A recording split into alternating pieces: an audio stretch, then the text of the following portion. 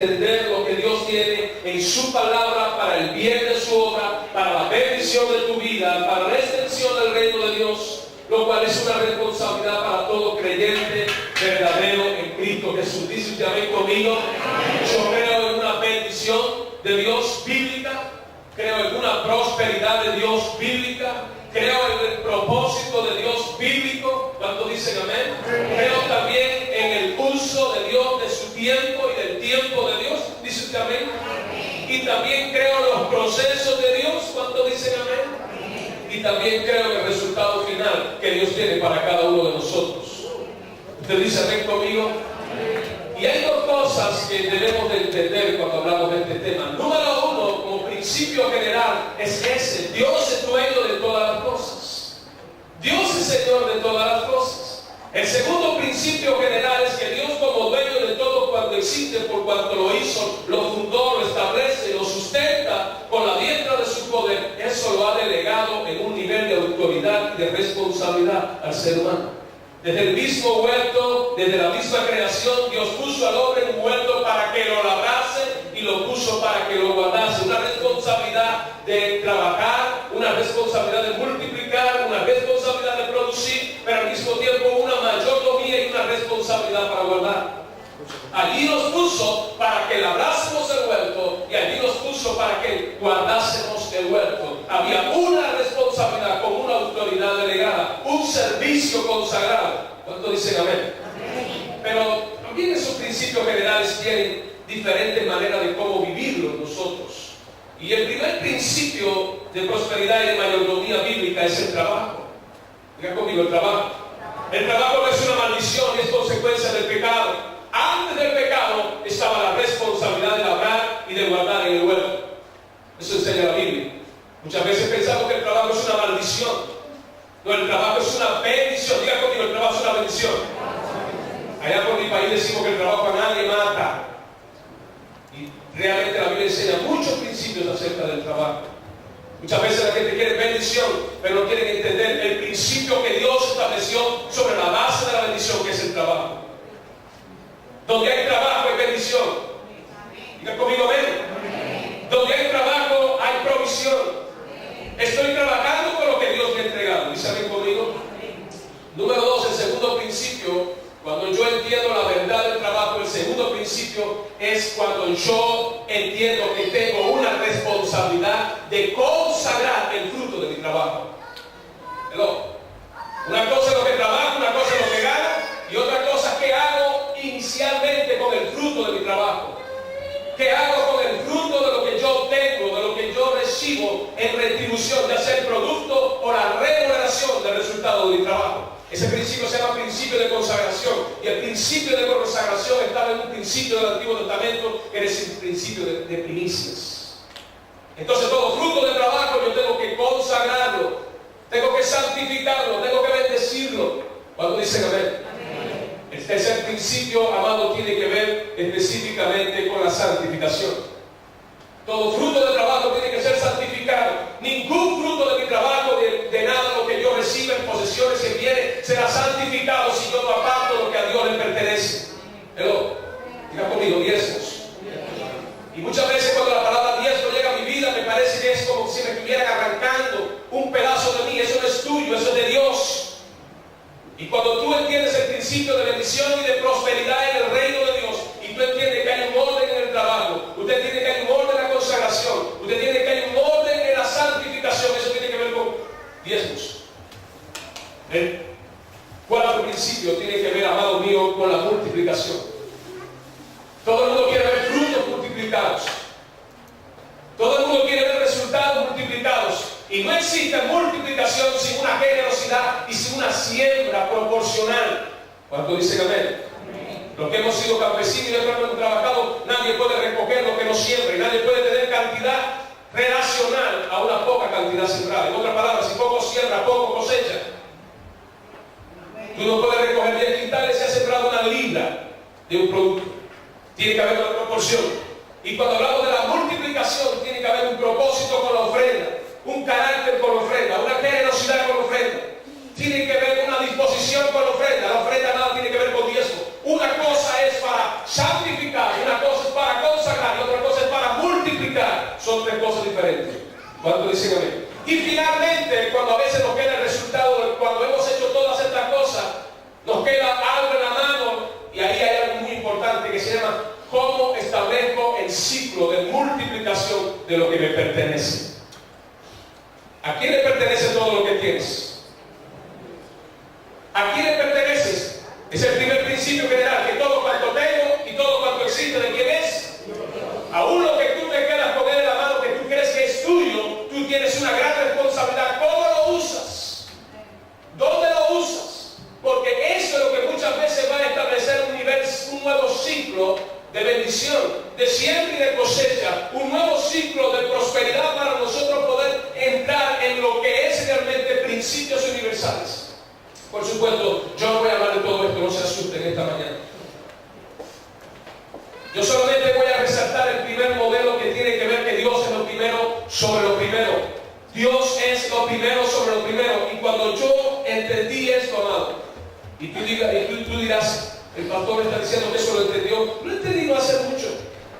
Porque una cosa es lo que muchas veces usted conoce, muchas veces es lo que usted dice creer, y otra cosa es lo que nosotros realmente vivimos a diario y realmente caminamos en esa medida. No hay una relación muy amistosa entre lo que a veces decimos creer y lo que a veces nosotros realmente somos y vivimos.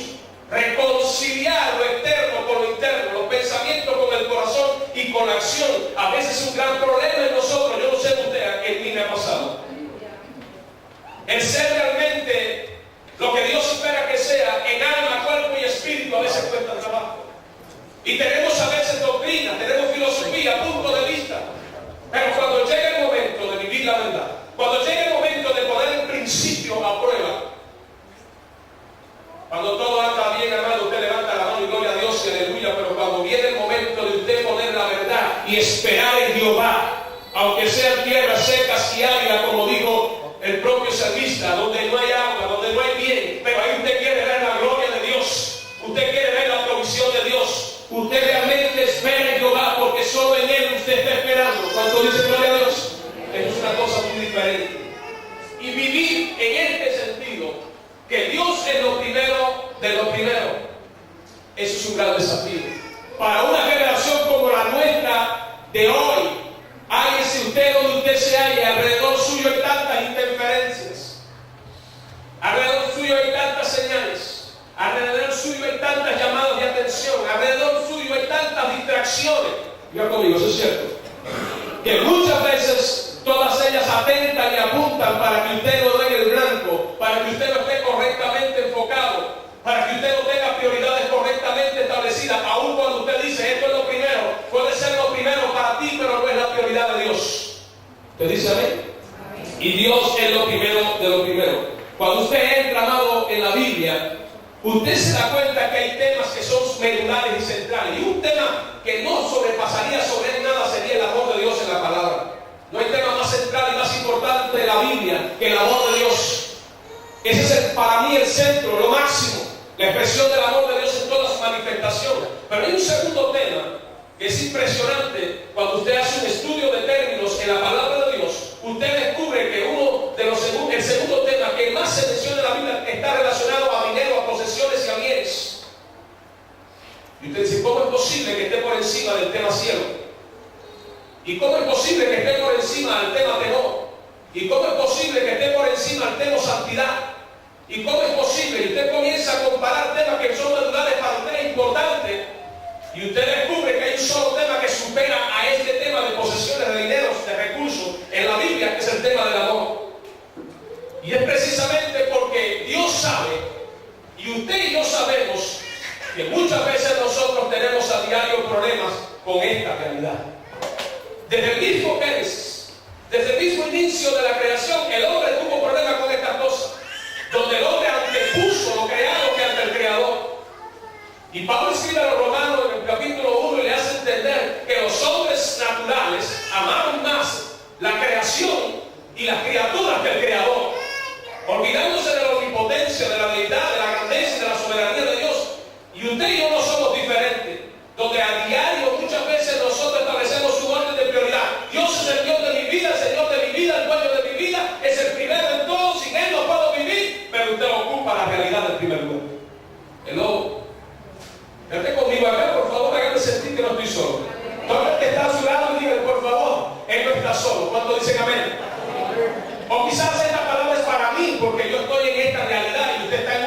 superior, pero por favor, déjenme hablar un poco de mi experiencia. Déjenme hablarle un poco de mi lucha entonces, pero entienda lo que Dios te está diciendo. ¿Y por qué Dios habla de esto?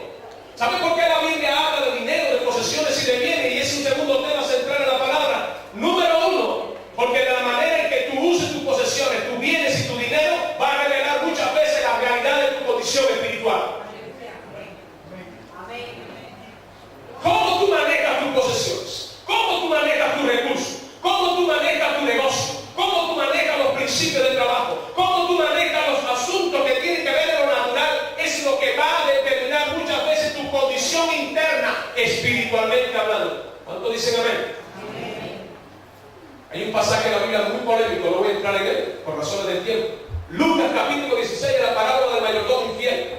Pero está clarito lo que Jesús dice, y lo que Jesús alaba y lo que Jesús realmente no alaba, y lo que Jesús nos deja decir. Pero hay una cosa que Jesús dice con relación a lo poco. El que es fiel en lo muy poco, también en lo demás es fiel. Y el que en lo muy poco es injusto, también en lo demás será ¿qué? Injusto. Cuando usted estudia el pasaje, usted se da cuenta que Jesús está hablando, usando términos para referirse entre lo natural, lo temporal, lo espiritual y lo eterno. Y cuando Jesús está haciendo referencia a lo poco, está haciéndose referencia a las posesiones, a lo natural, a lo temporal. Y Jesús, cuando habla de las cosas más grandes, está haciéndose referencia a lo eterno, a lo espiritual. Y Jesús está diciendo algo sencillo: si tú no eres capaz de administrar tus cosas y tus bienes naturalmente hablando, tus posesiones que tienes, ¿cómo tú crees que tú vas a ser un buen mayordomo, un buen administrador en los asuntos espirituales y eternos? No. El segundo principio universal, ¿cuál es? Dios confió toda su creación en nuestras manos. Nos dio dominio y autoridad. Nos dio capacidad para multiplicar, para trabajar, para señorear, para sojuzgar. ¿Cierto o no? Eso lo hizo Dios. Y cuando Él está en nuestras manos, tenemos un gran compromiso. ¿Qué hacemos con todo lo que Dios ha puesto en nuestras manos? Y lo que realmente hacemos en relación a lo natural es lo que determinará lo que yo haré con lo espiritual. No va a haber una persona que haga buen uso de las cosas espirituales, de las cosas eternas, si no es una persona que hace buen uso de las cosas naturales. Es un principio porque la Biblia enseña acerca de este tema. El segundo principio es la manera en que usted administra su dinero, sus posesiones, sus bienes. Habla acerca de la intimidad. ¿Cuán cerca estoy de Él? ¿Cuán cerca estoy de su altar? ¿Cuán cerca estoy del Señor? ¿Cuánto tengo comunión con Cristo? Es imposible tener comunión con algo o con alguien y no ser infestado o no ser contaminado o no ser influenciado por Él. En lo bueno y en lo malo.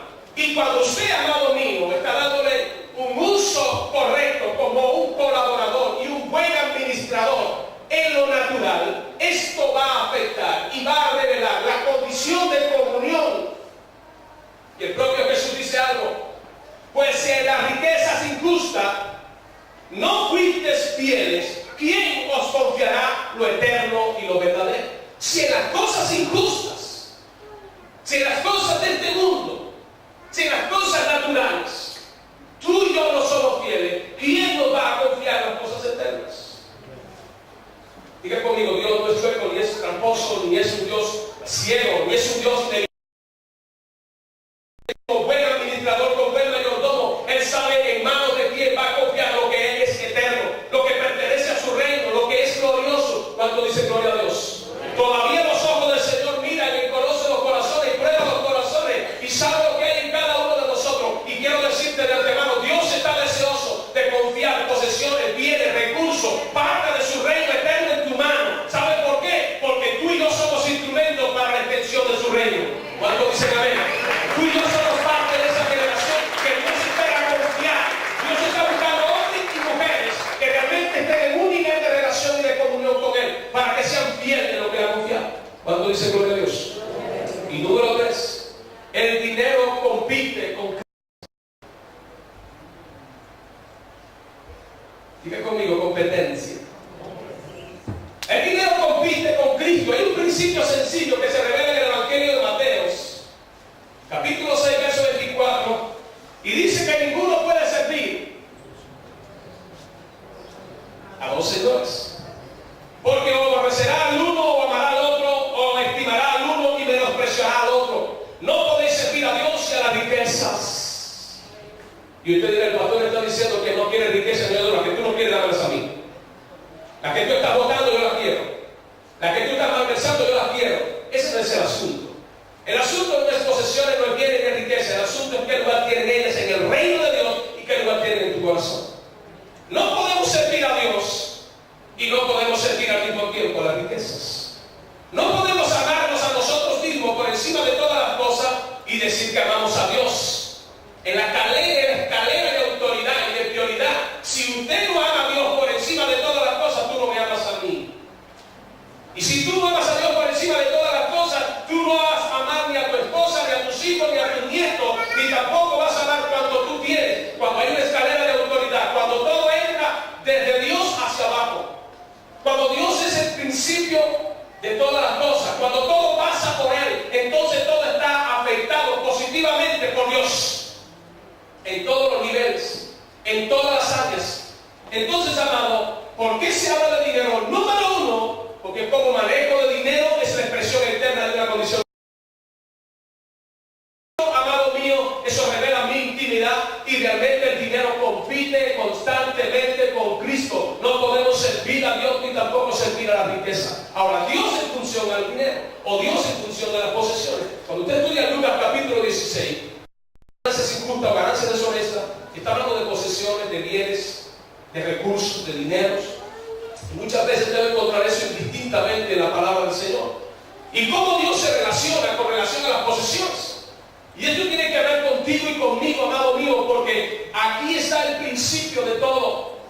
Porque esto nos lleva a una escalera.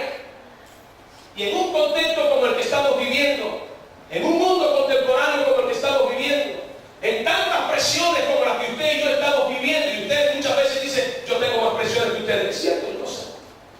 Y tienen mayores demandas, yo lo sé también. Y están en un sistema que tiene una forma establecida de economía muy diferente de donde yo vengo. Y no lo conozco mucho la de ustedes, pero solo un poquitico. Pero sí conozco bien la mía, y estos principios, independientemente de donde usted esté, son principios que tienen que ser tomados en cuenta. O tú decides saltar según los sistemas y la filosofía de este mundo, o usted decide caminar por los principios del reino de Dios. ¿Cuánto dice gloria a Dios?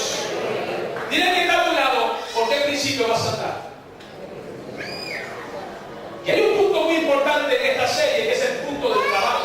No lo voy a tocar en esta mañana, pero te animo a que investigues en la palabra de Dios con relación a esta verdad. Hablando específicamente acerca de cómo Dios se relaciona con las posesiones, usted tiene que entender, Dios es dueño, si es dueño es Señor, si es Señor, Él tiene toda la hegemonía, toda la autoridad, toda la soberanía sobre las posesiones, incluyendo tu vida.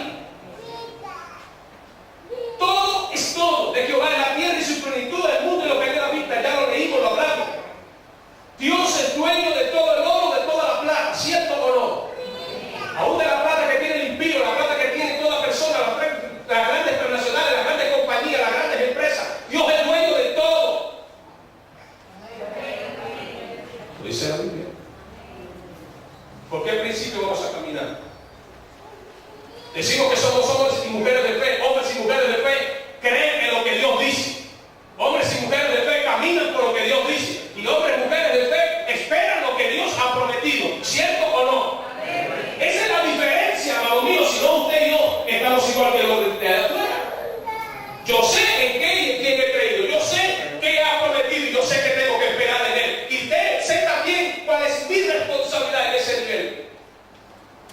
Es importante. Porque decimos amar a Dios por encima de todo, creemos en Dios, pero comenzamos a tener, eso está bueno, pastor, pero la realidad aquí es otra. Yo sé cuál es tu realidad, pero yo no estoy hablando de realidad, yo te estoy hablando de verdad. La realidad es temporal, la verdad es eterna. La realidad es tu circunstancia por la que tú estás atravesando en el día de hoy. Es el día que te amanece, o es la noche que tú estás pasando. Eso es temporal, tiene límite, pero lo que te estoy diciendo de verdad es eterno. La verdad de Dios va a pasar la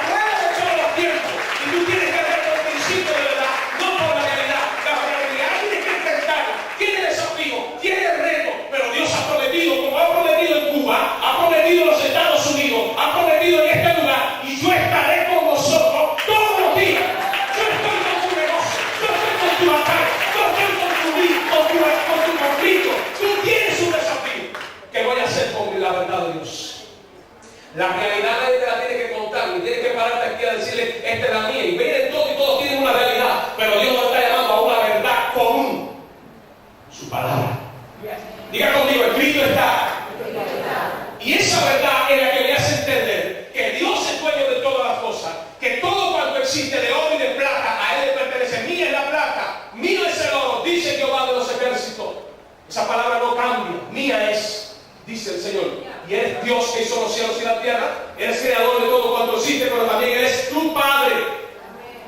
Y tú eres su Hijo, lavado y comprado por la sangre de Jesucristo, ¿cierto o no? Dios es dueño de la tierra. Usted sabe eso más que yo aquí. Usted puede ser que tenga escritura de casa, pero usted tiene que pagar la tierra. La tierra no se le da a nadie. Y eso es lo que dice la Biblia cuando el Levítico le dijo: la tierra no se venderá en perpetuidad, porque la tierra mía es. Ustedes no tienen eso acá como establecido en Constitución porque lo tienen establecido, es porque hubo principios en la palabra para establecer la Constitución. Y la tierra no se vende. Tienes titularidad, pero tienes que pagar por ella año tras año. ¿No es cierto o no? Este templo puede ser de ustedes, pero tienen que pagar el uso de la tierra. El carro es tuyo, pero tienes que pagar el uso del parqueo, donde tú te parqueas, donde tú caminas, donde tú ruedas. ¿Sabes por qué? Porque la tierra no es tuya. Y eso es para recordarte todos los días que donde tú estás, lo que tú tienes, lo que tú haces, lo que tú caminas, a Dios le pertenece. Y que ese nivel tienes que caminar. Y muchas veces nosotros decimos: esto es mío. Prestado. Mira la esposa que tienes a tu lado, que comenzó bonita y ahora usted sabe cómo está, sigue bonita. No es tuya, te la prestaron. Y cómo la trates, cómo la uses, cómo la honres, cómo le sirvas, y así con todo lo que están a tu alrededor. Ese hermano que está a tu lado es una bendición. ¿Cuánto dice gloria a Dios? Dios es dueño de la tierra. La palabra dice también en Salmo capítulo 50, versos 10 y 12, dice: porque mía es toda la bestia del bosque, millares de los animales y el collado, porque todo lo que se mueve en el campo me pertenece. Si yo tuviera hambre, no te lo diría a ti, porque mío es el mundo y su plenitud. Dios es dueño de todo animal, de toda bestia, de la tierra, de las posesiones, de los bienes, de los recursos. Entonces, si Él es el que tiene señorío, porque es dueño y creador de todo cuanto existe, amado, yo tengo que entender un principio: no tengo nada que me pertenezca a mí. Todo lo que tengo es de mi Dios, de mi Padre. ¿Cuánto dicen amén? Todo es de Él. Y por supuesto, si soy hijo, tengo también derecho y herencia. ¿Cuánto dicen gloria a Dios? Dios en función de las posesiones no solamente es el dueño, sino que tiene control. Dios tiene control de todas las cosas. Todo lo que Jehová quiere lo hace en los cielos, lo hace en la tierra y lo hace en los mares. Salmo 135, versículo 6. Todo lo que Dios quiere hace en los cielos, en la tierra y en el mar. Nuestro Padre Celestial tiene control de todas las cosas. Una cosa es que a causa del pecado, todo el dominio y la autoridad que el hombre, que el primer Adán tenía, Satanás por el engaño y el hombre por la desobediencia y el querer ser igual a Dios, perdió ese dominio y le llama el dominio usurpado por causa del pecado. Y que Satanás desde ese día vino y tomó y ejerce dominio, control y señorío, porque nos sometió al yugo del pecado. Eso lo enseña Romano. Dominio y autoridad usurpada por causa del engaño del pecado y la desobediencia del corazón del hombre. Pero eso fue en el primer Adán, donde todos morimos en el primer Adán. Pero nosotros sabemos que hay un segundo Adán, hay un Cristo viviente, un Cristo santificado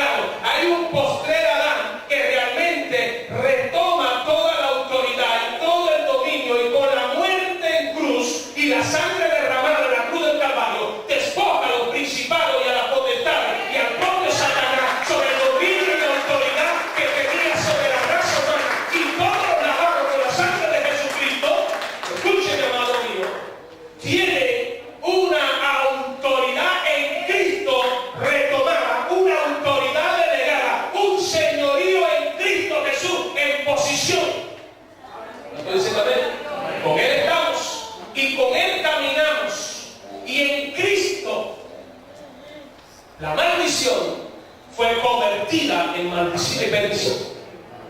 ¿Qué significa lo que te estoy diciendo? Si ayer perdimos el dominio, el control y la autoridad por el primer Adán, en Cristo Jesús tenemos dominio, autoridad, control y autoridad. ¿Qué significa? Mi vida es dueño del Señor, y el que tiene control y autoridad en mi vida no es Satanás, ni son sus demonios. Mi señorío, mi dominio, mi autoridad y todo el control de lo que tiene que ver en mi vida y todo lo que tiene que ver con lo que yo hago es Cristo Jesús. Él es el Señor de mi vida. ¿Cuánto dice gloria a Dios? Sin Cristo, Satanás es el príncipe de la potestad de la tiniebla, quien opera y quiere en los hijos de desobediencia. Pero Cristo Jesús me dio vida y nos dio vida en abundancia. Me dio vida y te dio vida a ti, andando muerto en tus delitos y en tu pecado. Ahora el príncipe de la potestad de los aires no puede enseñorearse de ti, y el pecado puede enseñorearse de ti, porque yo tengo un nuevo Señor en mi vida que se llama Cristo Jesús. ¿Cuánto dicen gloria a Dios? Y si estamos en Cristo Jesús, hay una autoridad y un control y un señorío del Dios Todopoderoso sobre tu vida.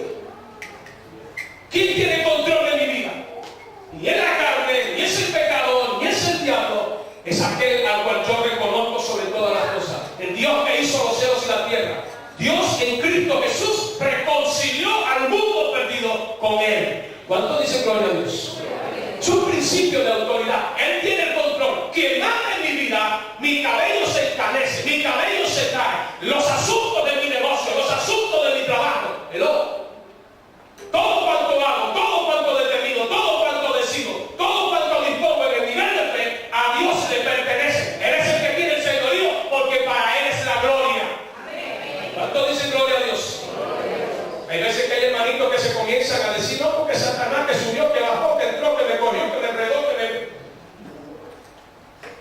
Con todo el respeto. ¿Quién es el Señor de tu vida?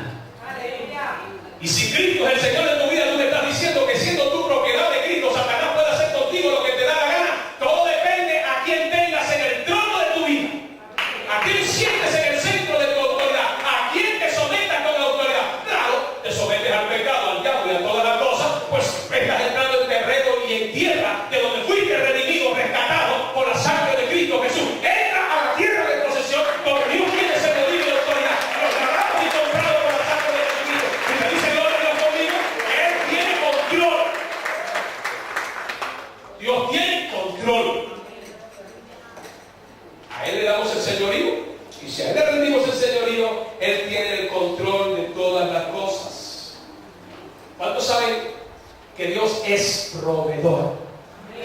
¿Qué Dios va a hecho? Dios va a proveer. ¿Y saben por qué es proveedor? Por una simple naturaleza que tiene. Como mismo Él es amor y no cambia, como mismo Él es santo y no cambia, en los atributos del carácter de Dios está la provisión de Dios. Dios es proveedor, y por naturaleza Él va a proveer a tu vida, y eso es parte de la naturaleza de Dios. Dios es Dios proveedor, y cuando yo entro en un nivel de relación y Dios está obrando en nivel de relación a las posesiones, se lo tiene, lo primero que tengo que entender es que Dios es dueño de todo. Lo segundo es que Él tiene el control, y lo tercero, que Él es proveedor. Cuando estas tres verdades están caminando en mi vida en el orden correcto, y yo estoy pasando por una realidad triste, pésima, crítica, como la que muchas veces tú pasas, te quedas sin trabajo, te vas a la bancarrota, comienzan los problemas de salud,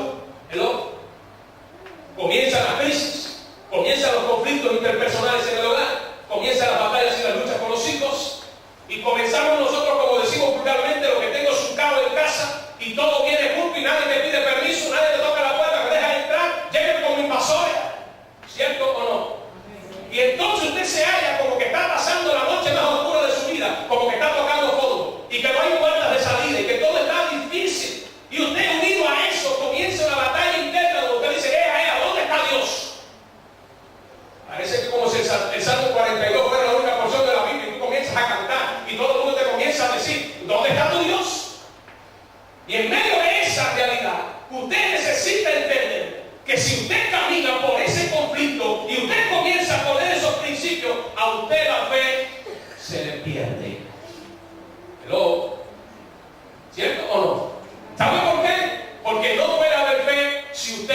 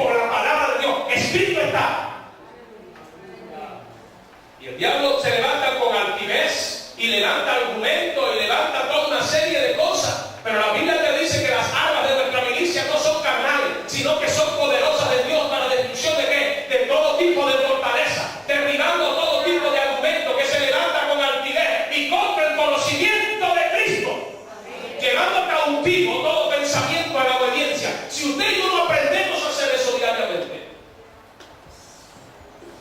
usted diariamente estará retroalimentándose no con lo que escrito está, sino con la realidad y el mensaje de su diario vivir. Los hombres de fe y las mujeres de fe no tienen caminos fáciles. Pero, o vaya a la Biblia. Los hombres y las mujeres de fe tuvieron que tapar bocas de leones. Pero, los hombres y las mujeres de fe tuvieron que orar para que los cielos se cerraran, para que los cielos se abrieran, para que todos los enemigos, los gigantes fueran derribados, para que todos los adversarios, para que el fuego descendiera, para que las aguas se multiplicaran en el desierto. Pero, ¿usted sabe lo que dice la Biblia? Para que el mar se abriera. Pero, ¿usted sabe lo que dice la Biblia, por favor?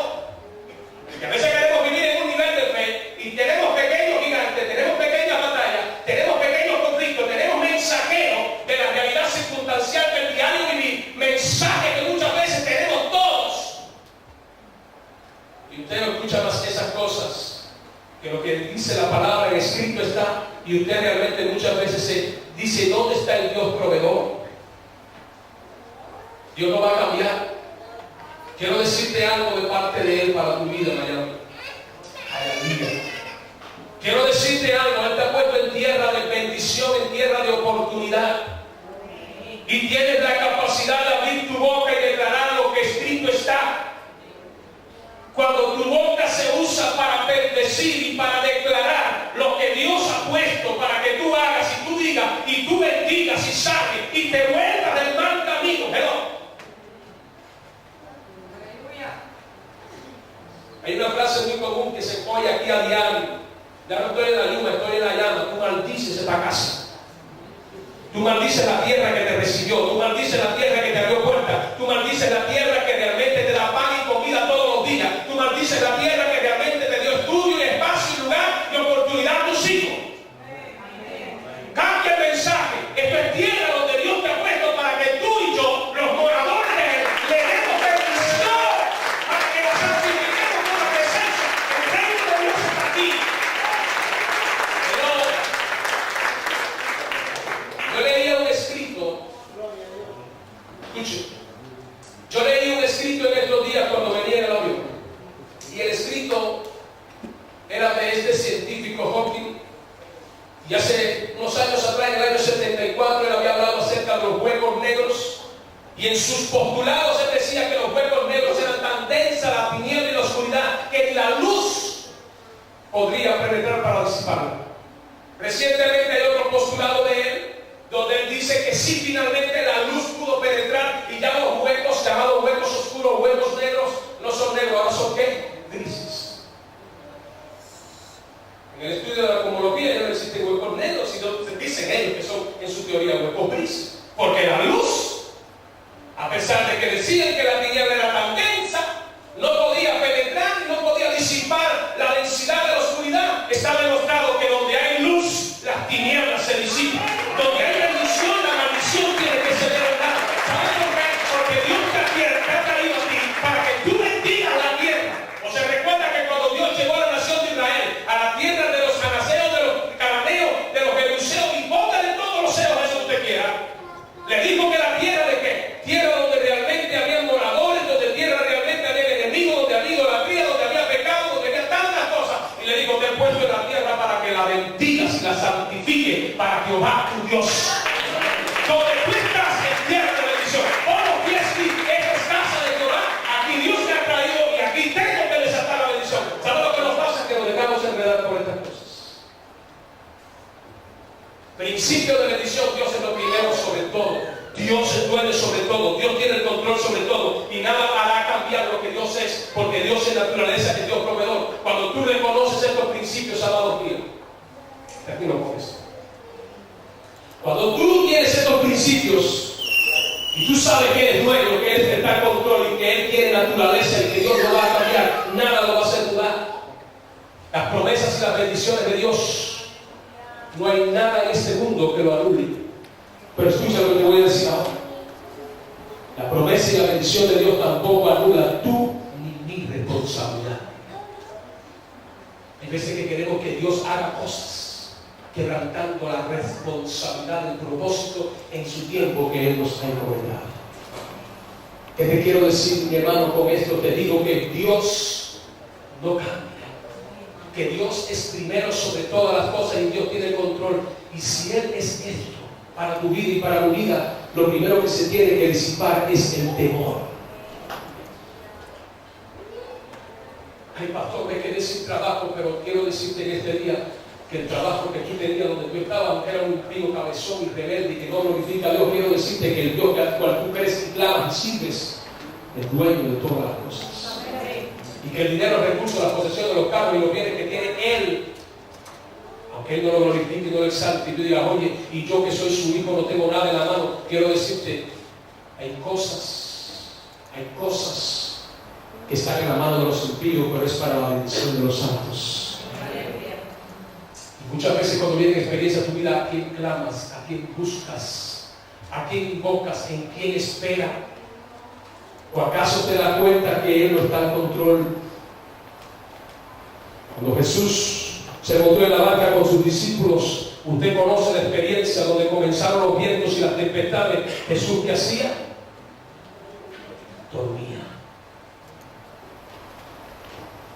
Jesús aparentemente estaba como disociado, no le importaba lo que estaba pasando. Cuando Jesús despertó, ¿qué les dijo? ¿A dónde está qué? Vuestra fe. El maestro duerme, pero nosotros tenemos que creer. No. El maestro aparentemente está dormido, pero ya te ha entregado un nivel de autoridad y de responsabilidad para que tú creas y tú confíes que tú no estás solo, que lo que te ha entregado, lo que te ha prometido, que Él es Señor y dueño, que Él está en control, que Él es proveedor de tu vida. Cuando esto está en el centro de tu fe y tú caminas por Él, aunque hay batallas, hay luchas, hay conflictos, tú tienes que anular el temor. El principio de toda sabiduría es el temor a Dios. No temas cuando tú sabes que eres Padre y eres tu Dios y está en control. No tengas temor y ni te desampares, ni te salgas corriendo a buscar puertas de emergencia y de salida. Él está en control, porque Él todavía su brazo no se ha cortado. Él todavía protege. Espera en Jehová. Él espera en Jehová. Pastor, usted me está diciendo eso porque no sabe por lo que yo estoy pasando. Yo quiero decirte que mi Dios no cambia. Yo no vivo aquí, yo vivo allá. Y usted sabe. Y si no sabe, averigüe, porque no te lo voy a decir. Estoy aquí para decirte que tu Dios es Dios en todo tiempo. Y que los lavados y comprados con la sangre de Jesucristo, como a niña de los ojos. ¿Por qué no levantas tus manos, te pones de pie y le dices, Él es lo primero. Él merece la gloria. Él merece la alabanza. Yo sé que es difícil por donde estás pasando. Yo sé que el horno de fuego tuyo quizás se ha calentado 7 veces más. Ay, pastor. Pastor, ayer precisamente llevaron el horno a la 7ª potencia. Pastor, ya no hay salida. Pastor, ya no hay opciones. Ya han tocado todas las puertas.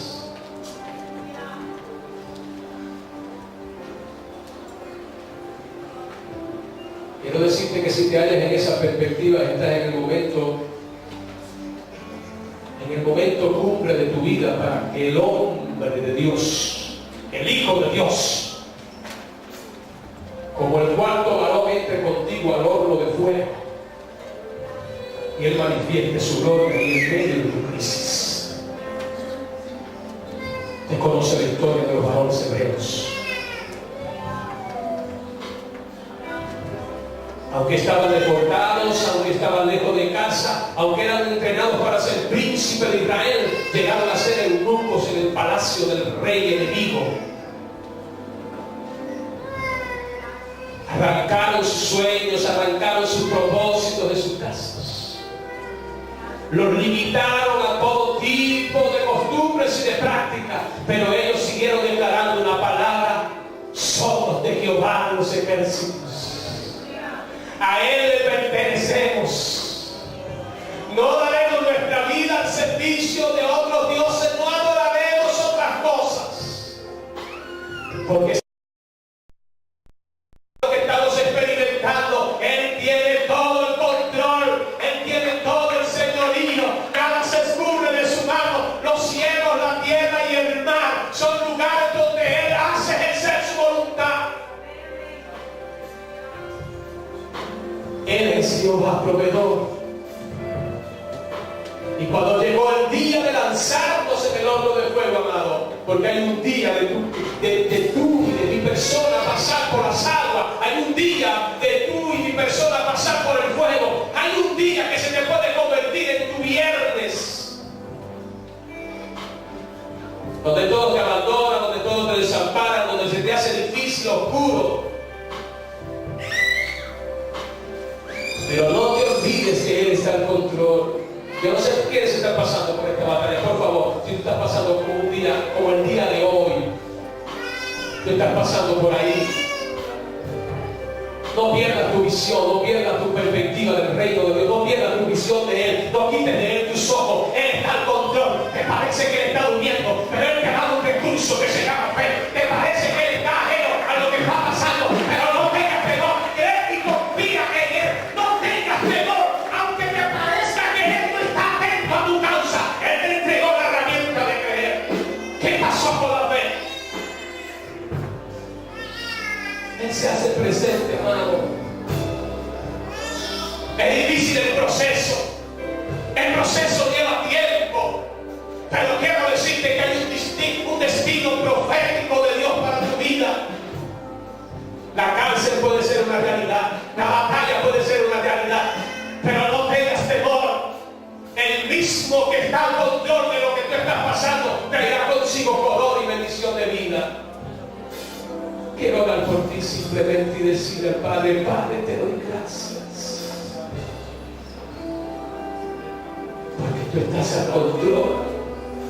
Porque tú eres el dueño y tu naturaleza proveedora no lo hará cambiar nada ni nadie, Señor. Ayúdame a no menguar en mi fe. Ayúdame a que los gigantes, las necesidades, las tribulaciones no aplasten lo glorioso de ti, Señor. No permitas que nada cambie mi mirada de ti.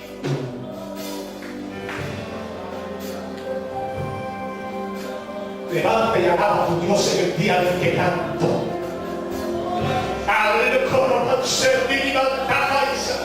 Levanta tu mano y alaba en el día del conflicto, en el día de la lucha, en el día de la debilidad. Levanta la mano, porque este es el día de decir: Señor, abro mi corazón para que me visites. Quiero ver tu gloria en este día, Señor. Porque tú le declaras a en este día soy candidato para ver tu milagro.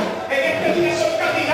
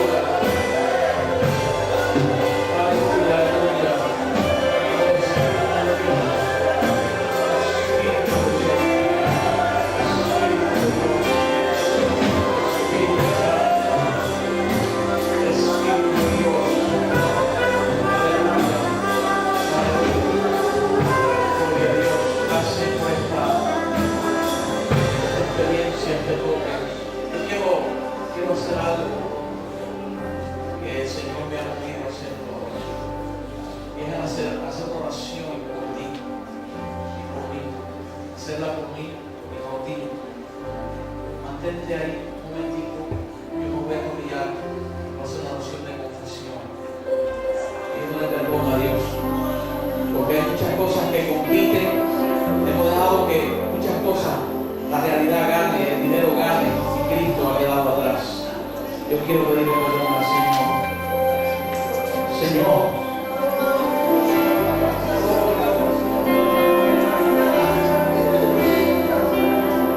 yo te pido perdón, Señor. Hemos voceado, hemos gritado que tú eres el primero. Y la realidad que tenemos, Señor, es que otras cosas están ocupando lo primero, Dios. Y yo te pido perdón. Nuestra consagración a ti, Señor, nuestro tiempo, nuestro dinero, Señor, la santidad, Señor, ha fallado. Yo te pido perdón, Señor. Te pido perdón por mí. Te pido perdón por este pueblo, Dios. Señor, nuestra fe se ha debilitado. Pero gracias por esta palabra en este momento, Señor. Imploramos, Señor, tu misericordia. Imploramos, Señor, por un perdón. Señor, queremos volvernos de nuestros malos caminos y caminar, Señor, en el camino de la verdad, el camino de la vida, el camino de la fe, el camino de la confianza. Señor, el camino de la vida eterna. Aleluya. Espíritu Santo, santifícanos, santifícanos, santifícanos.